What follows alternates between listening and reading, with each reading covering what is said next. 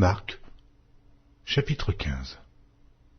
Dès le matin, les principaux sacrificateurs tinrent conseil avec les anciens et les scribes et tout le Sanhédrin, et après avoir lié Jésus, ils l'emmenèrent et le livrèrent à Pilate. Pilate l'interrogea. « Es-tu le roi des Juifs ?» Jésus lui répondit, « Tu le dis. » Les principaux sacrificateurs portaient contre lui plusieurs accusations. Pilate l'interrogea de nouveau, « Ne réponds-tu rien? Vois de combien de choses il t'accuse. » Et Jésus ne fit plus aucune réponse, ce qui étonna Pilate. À chaque fête, il relâchait un prisonnier, celui que demandait la foule. Il y avait en prison un nommé Barabbas avec ses complices, pour un meurtre qu'il avait commis dans une sédition. La foule, étant montée, se mit à demander ce qu'il avait coutume de leur accorder. Pilate leur répondit, « Voulez-vous que je vous relâche le roi des Juifs ?» Car il savait que c'était par envie que les principaux sacrificateurs l'avaient livré. Mais les chefs des sacrificateurs excitèrent la foule, afin que Pilate leur relâchât plutôt Barabbas. Pilate, reprenant la parole, leur dit, « Que voulez-vous donc que je fasse de celui que vous appelez le roi des Juifs ?» Ils crièrent de nouveau, « Crucifie-le !» Pilate leur dit, « Mais quel mal a-t-il fait ?» Ils crièrent encore plus fort, « Crucifie-le, crucifie-le !»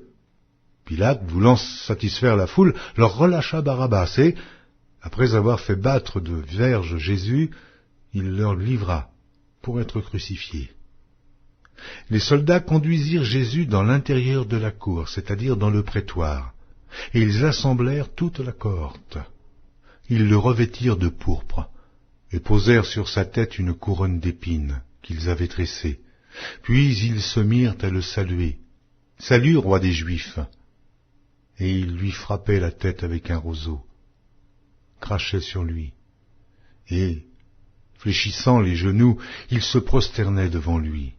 Après s'être ainsi moqués de lui, ils lui ôtèrent la pourpre, lui remirent ses vêtements et l'emmenèrent pour le crucifier.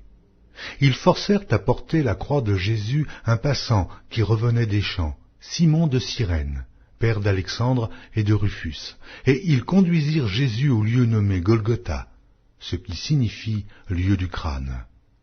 Ils lui donnèrent à boire du vin mêlé de myrrhe, mais il ne le prit pas.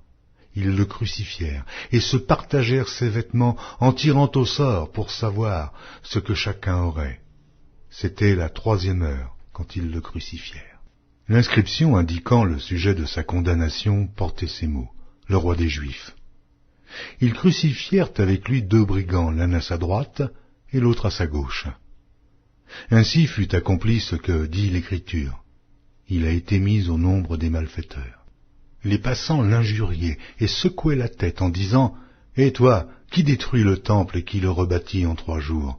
Sauve-toi toi-même en descendant de la croix. » Les principaux sacrificateurs aussi, avec les scribes, se moquaient entre eux et disaient, « Il a sauvé les autres, et il ne peut se sauver lui-même.